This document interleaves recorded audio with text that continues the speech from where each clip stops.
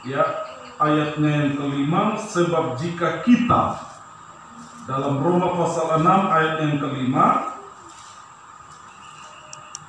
sebab jika kita telah menjadi satu dengan apa yang sama dengan kematiannya. Nah, jadi kalau mau masuk di dalam kebangkitan, berarti harus masuk juga di dalam persekutuan dengan kematian, karena tidak ada kebangkitan kalau tanpa kematian. Ya, tidak ada kebangkitan tanpa kematian. Ya, terus jika kita sama dengan kematiannya, kita juga akan menjadi satu dengan apa yang sama dengan kebangkitan. Nah, maka kita juga akan menjadi sama. Ya, menjadi sama. Artinya kita harus ambil bagian. Ya, ini yang mungkin perlu saya garis bawahi. Kita harus ambil bagian. Ya, di dalam kematian Kristus. Artinya di sini berbicara tentang pengorbanan. Ya, berbicara tentang pengorbanan kita kepada Tuhan. Ya. Ayatnya yang keenam, karena kita tahu bahwa manusia lama kita telah turut disalibkan. Nah, jadi yang dimatikan di sini bukan nafas. Ya. Yang dimatikan di sini bukan berbicara tentang habis nafas, tidak. Ya, tetapi yang dimaksudkan dengan kematian di sini adalah penyaliban manusia lama.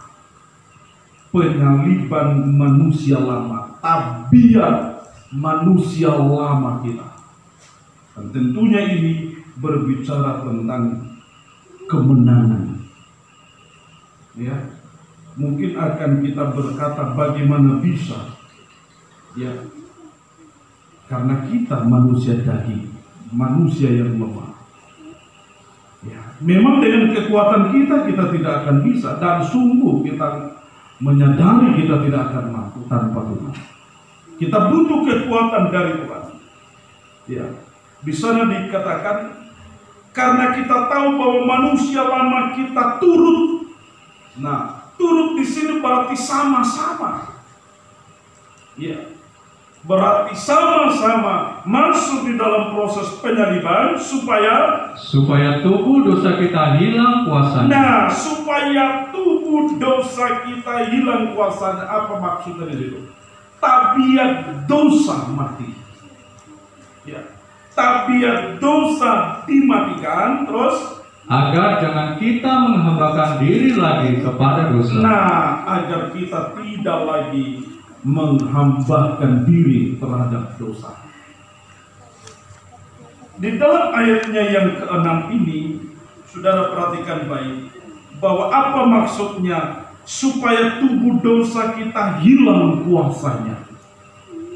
Ya, apa maksudnya? Ya, sebab yang garis bawahi kata tubuh. Tubuh itu daging.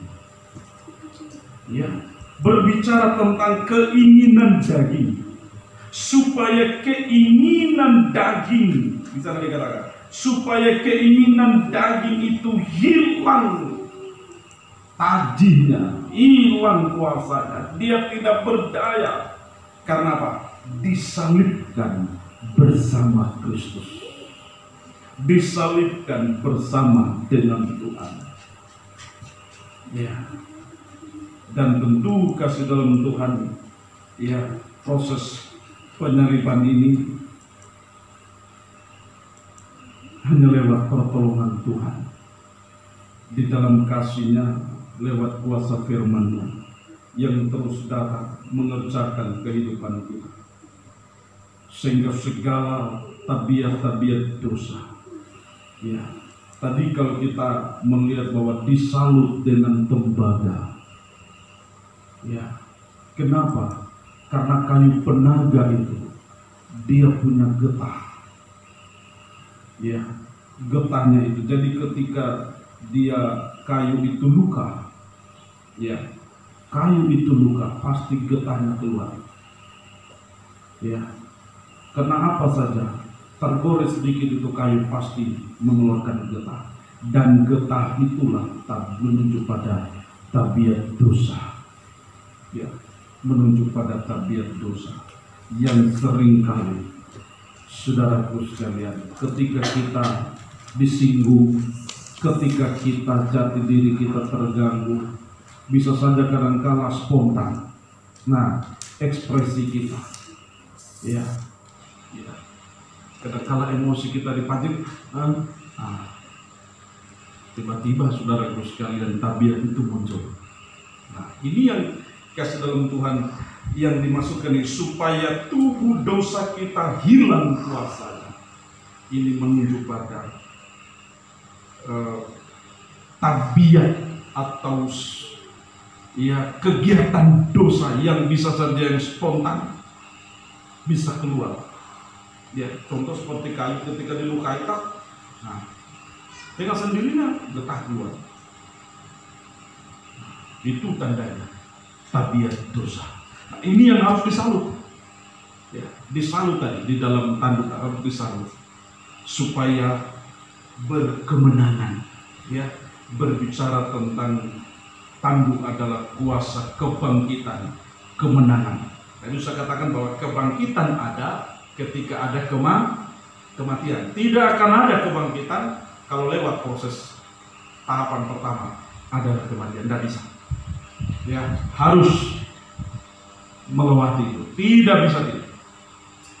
Roma pasal 4 di sebelahnya. Roma pasal 4 ayatnya yang ke Roma 4 ayat yang ke-25. Roma 4 ayat yang ke-25, yaitu Yesus yang telah diserahkan kepada pelanggaran kita, ya, dan dibagikan karena pembenaran kita. Iya, artinya bahwa teladan Kristus, ya, garis bawahi diserahkan. Ya, ini baru sekalian diserahkan di sini bukan hanya basa-basi, diserahkan di sini penyerahan hidup di dalam salib. Bagaikan domba yang ditarik ke pembantaian. Diserahkan di sini bukan sekedar kita ngomong biasa. Penyerahan hidup sepenuh. Minggu lalu saya sampaikan sampai hak hidup dicabut. Ya, penyerahan hidup. Ya, karena pelanggaran kita dan dibangkitkan karena pembenaran. Nah, artinya bahwa proses kebangkitan itu kasih dalam Tuhan hanya melewati proses kematian. Kematian itu terjadi ketika ada penyerahan hidup sepenuh kepada otoritas Tuhan. Ya, tidak bisa kasih dalam Tuhan. Ya, kita mau serahkan setengah-setengah, tidak bisa. Contoh kasih dalam Tuhan, kalau kita kubur sesuatu, ya, kalau kita kubur sesuatu harus semua antero dikubur. Berbicara tentang kematian, semuanya, tidak boleh tangannya muncul sebelah baru kepalanya dikubur, enggak. Atau cuma setengah badan dikubur, enggak. Berbicara tentang kematian harus ada dalam kata penyerahan hidup sepenuh. Ya. Nah, apa maksudnya? Bahwa di dalam pengiringan kita kepada Tuhan, ya, tidak serta-merta pengakuan ikut-ikutan, tapi dibuktikan dengan penyerahan hidup. Penyerahan hidup artinya semuanya. Tidak ada kata mengelak, tidak ada kata untuk menghindari atau bersuluk-suluk. Penyerahan hidup sepenuh untuk bisa mati bersama Tuhan. Ya. Makanya saudara, yaitu Yesus yang telah diserahkan karena pelanggaran kita dan dibangkitkan karena pembenaran kita. Diserahkan karena dosa, tabiat dosa, pelanggaran. Nah, sekarang kita akan melihat kaitannya dengan perjalanan kehidupan kita, pengikutan kita kepada Tuhan. Ya. Apa maksudnya penyerahan di sini?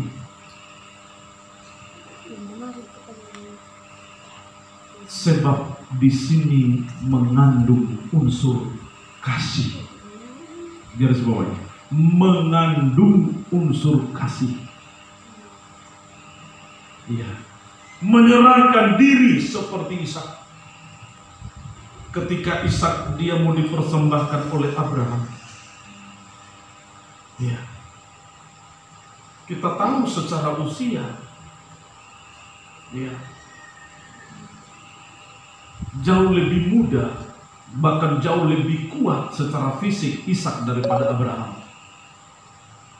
Ya. Waktu Abraham menangkap Ishak, mengatakan bahwa kamulah orangnya yang boleh persembahkan. Ya. Secara fisik Ishak bisa memberontak melawan Abraham yang sudah asam urat, yang sudah istilahnya sudah tua, ya sudah 100 lebih, 100 tahun lebih umur Abraham ketika Ishak dipersembahkan. Melawan umur 12 tahun, siapa yang lebih lincah? Pasti Ishak. Tapi Ishak gambaran daripada anak perjanjian. Anak perjanjian itu ada dalam tanda taat dan benar-benar. Ada di dalam tanda penyerahan diri sepenuhnya. Jadi ketika dia ditangkap, Abraham katakan, kamulah orang yang dipersembahkan. Ishak tidak memberontak. Ishak tidak ngomong apa-apa, dia pasrah. Ini penyerahan. Saudaraku sekalian, itu bukan penyerahan rambut, saudara. Ya, atau mungkin mau potong kuku, bukan. Ini penyerahan nyawa, penyerahan seluruh tubuh, mau ditaruh di meja, mau disembelih. Ya. Bukan mau dicukur rambutnya saja yang dipersembahkan, tidak. Yang dibutuhkan penyerahan. Ya. Kekasih dalam Tuhan, pengikutan kita kepada Tuhan, saya katakan, dibutuhkan penyerahan sepenuhnya. Untuk bisa mau masuk di dalam proses kematian, tidak bisa dengan setengah hati, dengan separuh hati. Tidak bisa dengan seperempat, harus sepenuhnya. Sepenuhnya. Mau kita mengalami kuasa kebangkitan bersama Tuhan. Memang daging tidak berdaya. Daging kadang-kala banyak, saudara, keinginannya. Ya. Daging itu kadang-kala sudah tahu banyak ciri-ciri daging. Ya, mau disanjung, mau dipuji, ya punya kepentingan, maunya enak, itu daging. Ya. Sementara justru semua tabiat daging ini harus diikat dengan tembaga, disalut dengan tembaga. Tembaga berbicara penghukuman. Ya, penghukuman apa? Penghukuman akan daging supaya daging tidak berdaya, dia tidak berontak. Ada dalam tanda pasrah, penyerahan diri. Ya, seperti anaknya Yeftah. Ketika Yeftah memohon kepada Tuhan untuk berikan dia kemenangan untuk memimpin peperangan, memimpin bangsa Israel dalam peperangan, dia tak minta, Tuhan, saudara boleh baca dalam Hakim, kalau Engkau memberikan aku kemenangan, maka apapun ketika aku akan pulang, siapapun yang menyambut aku yang pertama kali, dialah yang akan kupersembahkan kepadamu sebagai korban bakar.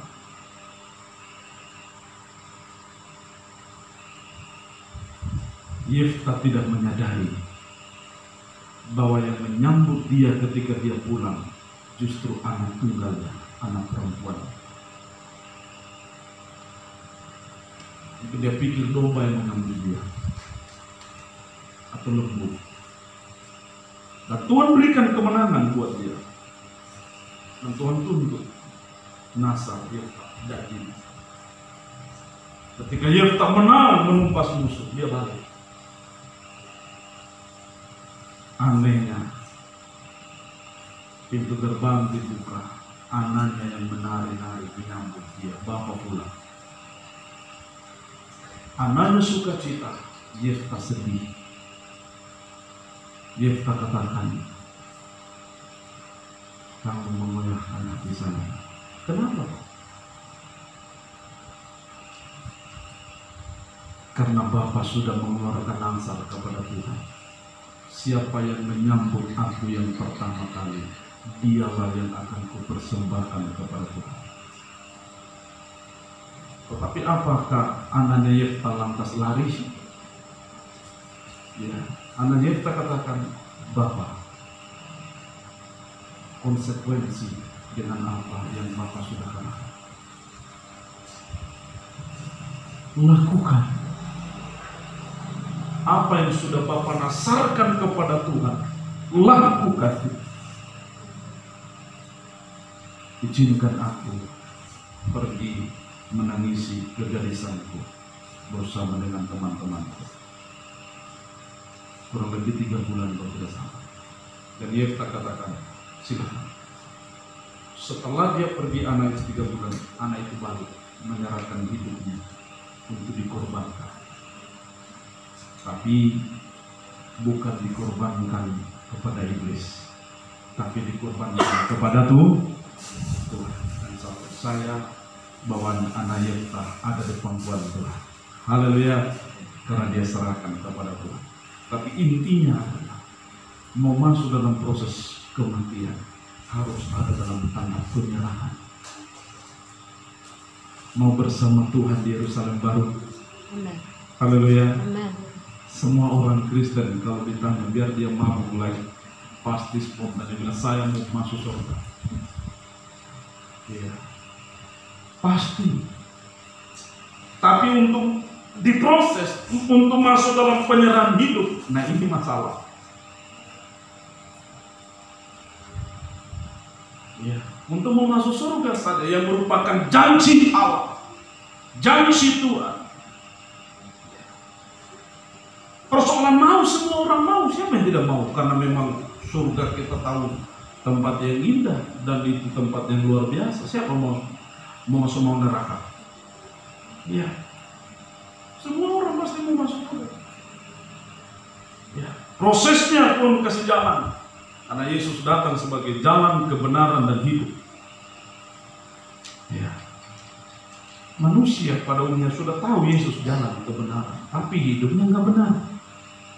Kenapa? Karena tidak ada dalam penyerahan hidup sepenuh kepada Tuhan. Ya, penyerahan hidup. Ya, sebab ini penting. Mau bangkit bersama Tuhan, maka harus mati bersama Tuhan. Dan mati bersama Tuhan tidak boleh setengah-setengah. Dibutuhkan penyerahan hidup seperti kata Tuhan di Getsemani. Biarlah kehendak Bapa yang jadi. Kalau boleh lalukan cawan ini Tuhan. Ya, aku mohon Bapa, lalukan cawan, jangan sampai terjadi. Tetapi bukan kehendakku, melainkan kehendak-Mu yang jadi. Ini penyerahan hidup. Ya, penyerahan hidup di dalam proses kematian. Ya. Tidak boleh ada kepentingan daging di sana. Tidak boleh ada ambisi daging di sana. Enggak boleh ada. Sebab berbicara tentang penyerahan hidup sepenuh kepada Tuhan, semua kepentingan dikancing mati. Semua ambisi daging apapun sudah disalut dengan tembakau. Enggak ada lagi. Sehingga ditutup rapat, getah sekalipun tidak bisa keluar. Ya, tabiat karena apa? Menyerahkan hidup sepenuh kepada Tuhan. Saya sudah berbicara di sini. Kenapa Tuhan katakan mengasihi Tuhan itu harus ada kata segenap dalam Injil Markus? Ya, coba kita baca.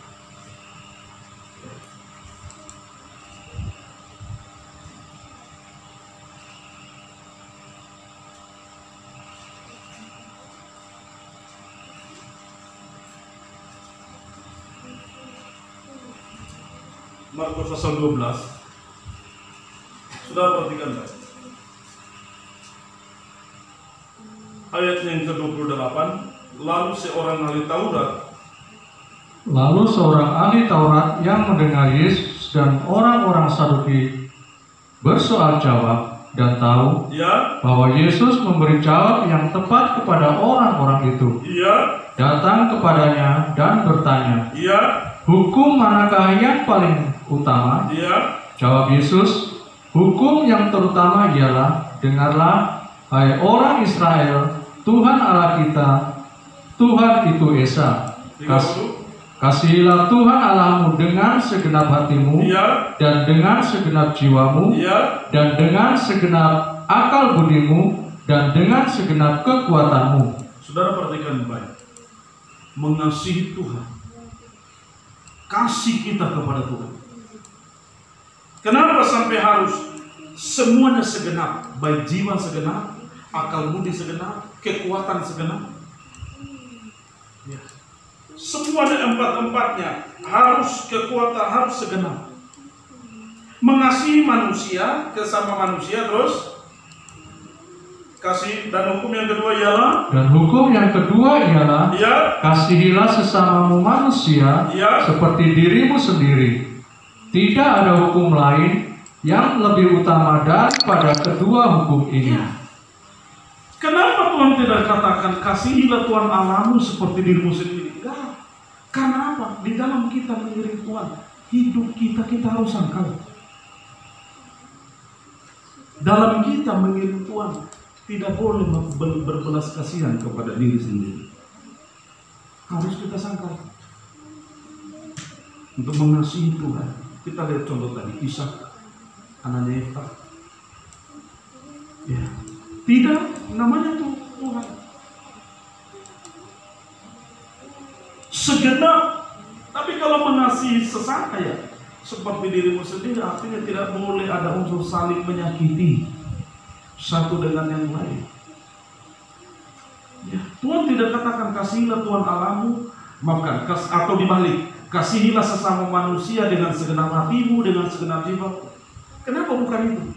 Karena apa? Manusia tidak boleh jadi berhala. Karena Tuhan harus nomor satu berbicara tentang kasih. Ya. Standar untuk mengasihi Tuhan adalah segenap hati, jiwa. Manusia nggak boleh. Kenapa? Artinya bahwa segala sesuatu tidak boleh ada yang menghalangi kita datang kepada Tuhan. Haleluya. Harus Tuhan itu poin yang nomor satu. Makanya Tuhan katakan, jangan ada padamu Allah lain di hadapanku. Ya. Siapapun dia. Mau istri tidak boleh jadi berhala bagi suami. Suami tidak boleh jadi berhala bagi istri. Anak-anak tidak boleh jadi berhala bagi orang tua. Orang tua tidak boleh jadi berhala bagi anak. Kami juga gembala tidak boleh jemaat jadi berhala. Apalagi juga jemaat tidak boleh hamba Tuhan jadi berhala. Enggak boleh. Ya. Karena hubungan kita sesama manusia seperti dirimu sendiri. Tapi mengasihi Tuhan segenap. Ya, segenap jiwa. Semua artinya tidak tergantikan.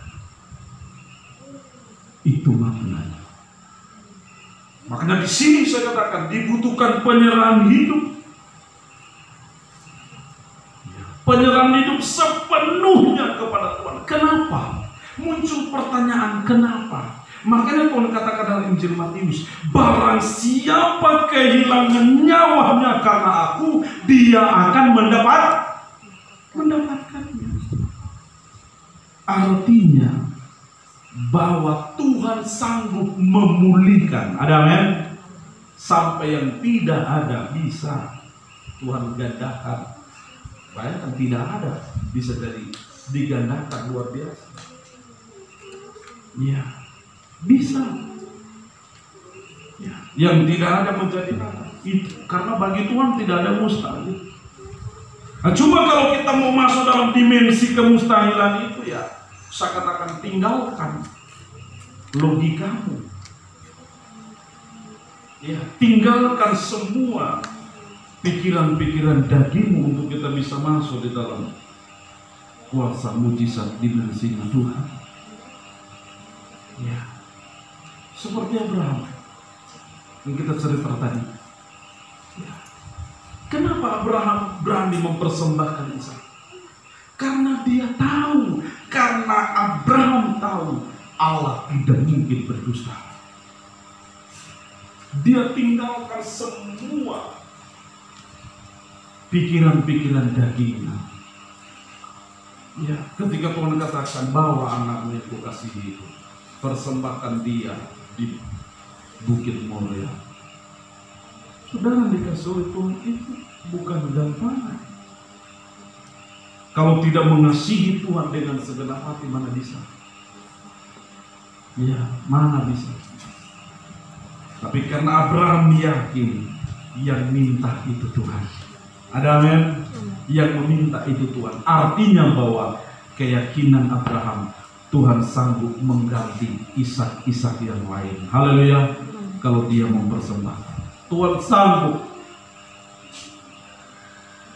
Karena Abraham yakin kalau Sarah bisa hamil di usia yang sudah lanjut, saya percaya juga Tuhan sanggup untuk mengganti Ishak yang meskipun sangat bersama. Itu komitmen dari Abraham, dan ini komitmen orang yang memiliki penyerahan hidup sepenuh kepada Tuhan. Ya, sedikit saat kita baca di dalam Hakim-Hakim, ya.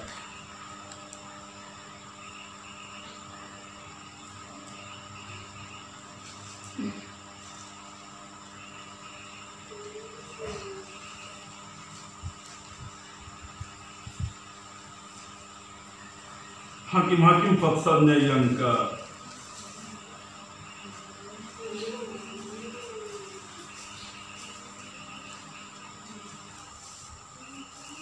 11.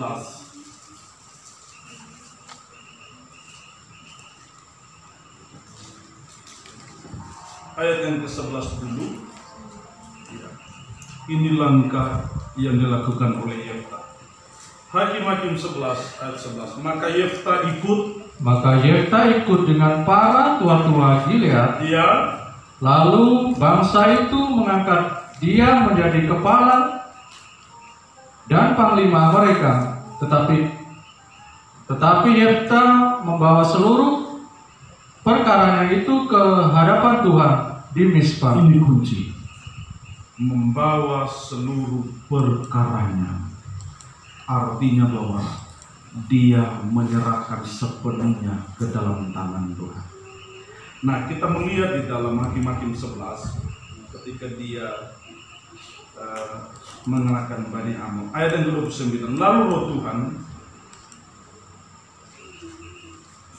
ayat 29-nya, Hakim-Hakim 11 ayat 29. Lalu roh Tuhan menghinggapi Yefta. Dia berjalan melalui daerah Gilead dan daerah Manase, kemudian melalui Mizpah di Gilead, dan dari Mizpah di Gilead ia berjalan terus ke daerah Bani Amon. Iya. Lalu bernasalah Yefta kepada Tuhan, katanya, iya, jika engkau sungguh-sungguh menyerahkan Bani Amon itu ke dalam tanganku, terus maka apa yang keluar dari pintu rumahku untuk menemui aku pada waktu aku kembali dengan selamat dari Bani Amon, Ya. itu akan menjadi kepunyaan Tuhan. Terus Dan aku akan mempersembahkannya sebagai korban bakaran. garis bawahi. Ya, dipersembahkan sebagai korban bakaran. Berarti di mezbah. Berarti penyerahan ini. Lanjut. Kemudian Jefta berjalan terus untuk berperang melawan Bani Amon. terus Dan Tuhan menyerahkan mereka ke dalam tangannya. lanjut. Ia menimbulkan kekalahan yang amat besar di antara mereka, mulai dari Aroer sampai kepada Mimit, Dekat Minit, terus 20 dekat Mimit, dan 20 kota banyaknya, dan sampai ke Abel Keramin, sehingga Bani Amon itu ditundukkan di depan orang Israel. Saudara perhatikan baik. Kemenangan yang luar biasa dia alami. Tapi baliknya ayat yang ke-34. Sudah perhatikan baik. Ketika Yefta pulang ke Mispa, ke rumahnya, Ya. tampaklah anaknya perempuan keluar menyongsong dia dengan memukul rebana serta menari-nari. Iya. Dialah anak yang tunggal. Ya. Selain dari dia tidak ada anaknya laki-laki atau perempuan. Seorang anak tunggal. Darahku sekalian, yang datang menyongsong Yefta. Kemudian lanjut. Dan Demi dilihatnya dia, dikoyakannya lah bajunya, sambil berkata, "Ah anakku, engkau membuat hatiku hancur. Lulu dan engkaulah yang mencelakakan aku. Aku telah membuka mulutku bernasar kepada Tuhan, ya, dan tidak dapat aku mundur." tidak boleh aku sangkali lagi. Terus, Tetapi jawabnya kepadanya, "Bapa, jika engkau telah membuka mulutmu bernasar kepada Tuhan." sudah perhatikan baik. Kata anak perempuan Yefta luar biasa. Anak yang dewasa di dalam Tuhan. Anak yang dewasa di dalam pemikirannya. Tentu kita rindu juga anak-anak kita demikian. Haleluya. Amin. Anak-anak muda, amin. Haleluya. Luar biasa. Bagaimana nak? Aku punya motor yang dijual untuk ini. Mau nggak? Ya. Saudara itu sekalian, sudah perhatikan baik. Saudara boleh melihat apa yang dikatakan oleh perempuan anak tunggal yang tadi. Apa yang Bapak sudah ucapkan itu karena Tuhan, terus maka perbuatlah kepadaku sesuai dengan nasar yang kau ucapkan itu. Ini penyerahan hidup. Ada amin? Lakukan. Perbuatlah kepadaku sesuai dengan nasar yang engkau ucapkan itu. Bayangkan, ini bukan main-main. Ya, terus Karena Tuhan telah mengadakan bagimu pembalasan terhadap musuhmu, yakni Bani Amon itu. 37. Lagi katanya kepada ayahnya, "Hanya izinkanlah aku melakukan hal ini. Berilah keluasan kepadaku 2 bulan lamanya, supaya aku pergi mengembara ke pegunungan dan menangisi kegadisanku bersama-sama dengan teman-temanku." 38. Jawab Yefta. Jawab Yefta, "Pergilah," dan ia membiarkan dia pergi 2 bulan lamanya. Terus Maka pergilah gadis itu bersama-sama dengan teman-temannya menangisi kegadisannya di pegunungan. 39. Setelah lewat kedua bulan itu, kembalilah ia kepada ayahnya, dan ayahnya melakukan kepadanya apa yang telah dinasarkan itu. Bayangkan, membuktikan bahwa apa yang Yefta lakukan sesuai dengan penyerahan diri dari anak itu sendiri. Kalau anak tidak dewasa dalam Tuhan, 2 bulan, saudara. Dia bisa lari mungkin tembus di Afrika. Ya. Izinkan aku pergi dengan teman-teman. Naikkan 2 bulan. Kalau dari tanah Israel dia jalan 2 bulan. Kira-kira Yefta bisa kejar?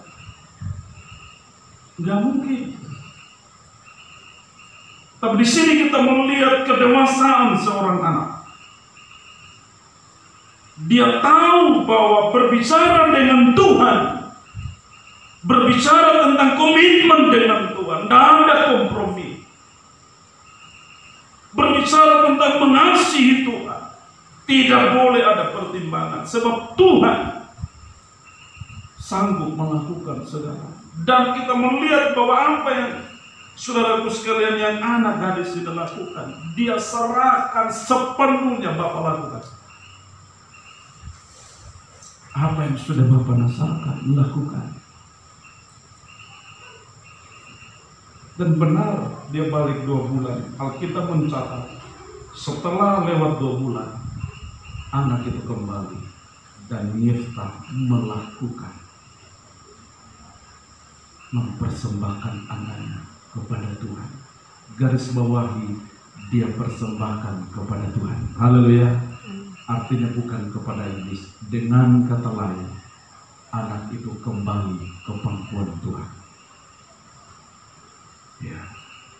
Berbicara tentang kasih dalam Tuhan, penyerahan hidup. Kadang-kala kita harus rela kehilangan apa yang kita cintai. Yang kadang-kala Tuhan lihat dari surga, kadang-kala sudah menjadi berhala, kadang-kala sudah menjadi apa istilahnya, sudah menjadi ikatan. Waduh, kita sudah, ya. Nah, Tuhan tidak mau hati kita condong kepada yang lain. Tuhan mau hati kita hanya condong kepada Tuhan. Itulah kata segenap penyerahan hidup. Teladan penyerahan hidup adalah Kristus itu sendiri. Dia rela menyerahkan diri dan memberikan jaminan buat saya dan saudara. Saya percaya kalau kita memiliki pemahaman yang dewasa di dalam Tuhan, kita tahu bahwa semua yang ada dalam dunia suatu saat kita akan tinggalkan. Tidak ada yang kekal dalam dunia. Berbicara tentang harta, kekayaan dan apapun, ya, suatu saat kita akan tinggalkan. Semua sarana yang Tuhan kasih hanya dipinjamkan. Ya, hanya hak guna pakai aja kita memakai. Ya, tetapi pada saatnya kita juga akan tinggalkan semuanya. Ya, ada tempat yang Tuhan sediakan yang jauh lebih mulia daripada dunia ini. Haleluya, amin. Tapi dengan catatan, untuk sampai ke sana, ingat, mati, bangkit dan dimuliakan. Tahapan pertama sebelum mati ada penyerahan hidup sepenuhnya. Tuhan lihat sejauh mana hati kita ada dalam tanda penyerahan sepenuhnya. Manusia tidak bisa mengukur hati, tapi Tuhan mengukur. Ya, Tuhan menyelidiki hati. Ya, manusia bisa tertipu. Ya, pendeta bisa tertipu. Hamba Tuhan bisa tertipu. Tuhan tidak bisa tertipu, saudara. Haleluya. Dia bisa mengukur sampai ke dasar hati kita. Ya. Persoalan ibadah. Ibadah itu sebenarnya berkaitan dengan penyerahan hidup. Ya. Ibadah itu berkaitan dengan penyerahan hidup. Ya. Bagaimana ibadah kita? Pelayanan kita. Kasih dalam hidup. Ada enggak dalam tanda penyerahan hidup? Atau justru kasih dalam Tuhan hanya sebatas kebiasaan atau hanya sebatas kewajiban aja kita lakukan? Ya, minggu lalu kita dengarkan Bapak, untuk menjadi ya kehidupan kita lebih dari orang Yahudi, ya disiplin agama kita harus lebih tinggi dari orang Yahudi. Sementara orang Yahudi kalau masalah tata cara ibadah sudah disiplinnya luar biasa, ya, peraturannya ketat luar biasa. Itu Yahudi. Tuhan katakan apa? Untuk menjadi murid, untuk masuk ke dalam surga, engkau harus lebih dari itu. Wow, kira-kira bagaimana? Nah, di sini saya katakan tadi dibutuhkan suatu penyerahan karena Tuhan menyelidiki hati. Ya, kita baca dalam Ratapan.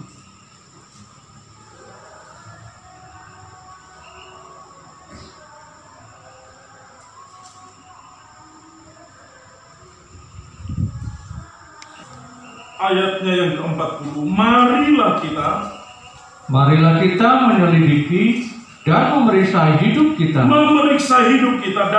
dan berpaling kepada Tuhan. Di sini surat Ratapan ini kitab Nubuat Yeremia. Apa maksudnya? Ya, bahwa ratapan ini berbicara tangisan. Tangisan dalam arti seperti tangisan anaknya Yefta tadi. Ratapan penyerahan hidup sepenuh kepada Tuhan. Saya percaya kalau kita menyerahkan hidup sepenuh kepada Tuhan, tidak akan ada yang disesali. Saudara saya? Enggak akan ada. Kenapa? Karena kita tahu kepada siapa kita menyerahkan hidup sepenuh kepada Tuhan. Kalau menyerahkan hidup bersama manusia, ujungnya kecewa. Bisa saja kita kecewa. Karena manusia itu hari ini habis, besok berubah. Tapi Allah, Tuhan kita, Allah yang konsekuen dengan apa yang Dia firmankan. Oleh karena itu dalam Ratapan, marilah kita menyelidiki dan memeriksa hidup kita, terus dan berpaling kepada Tuhan. Berpaling kepada Tuhan ini penyerahan. Penyerahan hidup kepada Tuhan. Terus marilah kita mengangkat hati dan tangan kita kepada Allah di surga. Oh, haleluya. Ratapan ini kitab penyesalan, kitab tangisan. Ya, dan tentunya saudaraku sekalian, ini bukan perkara yang gampang. Ratapan yang ditulis karena runtuhnya Yerusalem. Makanya sampai sekarang ada dikatakan tembok ratapan. Ya, yang merupakan tempat sakralnya orang Yahudi. Sudah. Tembok ratapan itu besar sekali. Tembok ratapan. Setiap hari itu tidak kosong. Orang Yahudi selalu datang berdoa di tembok ratapan ini. Dan sudah tahu, di atas tembok ratapan itu Masjid Al-Omar. Itu yang kenapa? Karena dulu itu bekasnya, kasih dalam Tuhan, bekasnya Bait Allah Salomo. Karena peperangan berubah menjadi masjid. Di sebelahnya sudah satu halaman lah dengan Masjid Al-Aqsa. Nah, di belakang ini tembok ratapan. Di situ tiap hari bangsa Israel pergi berdoa. Kenapa? Menangisi runtuhnya Yerusalem. Nah, sebenarnya Yerusalem itu siapa? Mempelai Tuhan. Siapa Yerusalem? Itulah gereja Tuhan yang sebenarnya harus ada di dalam ratapan dan tangisan. Untuk apa? Menyerahkan hidup sepenuhnya kepada Tuhan. Oleh karena itu mari kasih dalam Tuhan, Ya, kita mau bangkit bersama Tuhan. Ada dalam tanda kuasa tanduk tadi. Ya, tanduk yang seiras dengan Mesbah, kuasa kebangkitan. Tapi ingat, kuasa kebangkitan terjadi ketika ada kematian.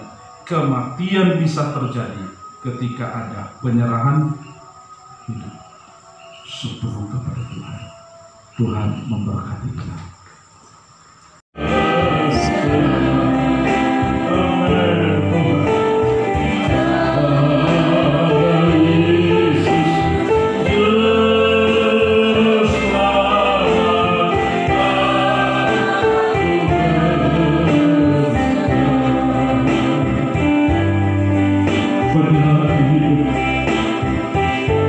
Adalah mutlak harus kita lakukan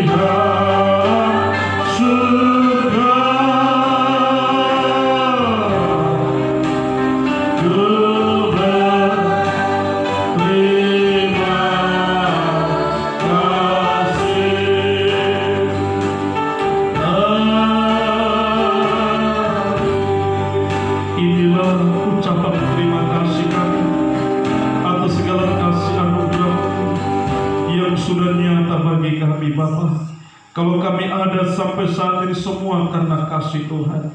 Engkau melihat tangan-tangan umat-Mu yang terangkat. Sebelum kami kembali ke rumah kami masing-masing, nyatakanlah janji berkat-Mu bagi kami. Berkat Allah Abraham, Ishak dan Israel, berkat firman-Mu, berkat perlindungan. Kami berdoa di dalam nama Yesus Tuhan.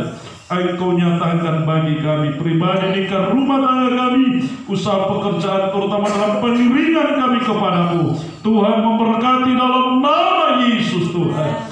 Terima kasih Bapa, pelayanan di tempat ini Tuhan kami hanya serahkan ke dalam tangan-Mu. Seluruh sidang Jumat-Mu tanpa terkecuali, dari anak-anak sekolah minggu, remaja, pemuda sampai di rumah tangga umat-Mu, Tuhan Engkau memberkati. Terima kasih. Bahkan juga Tuhan kami berdoa buat tanah yang kami gumuli. Kami percaya Tuhan yang Engkau menyediakan segalanya seturut dengan kehendak-Mu.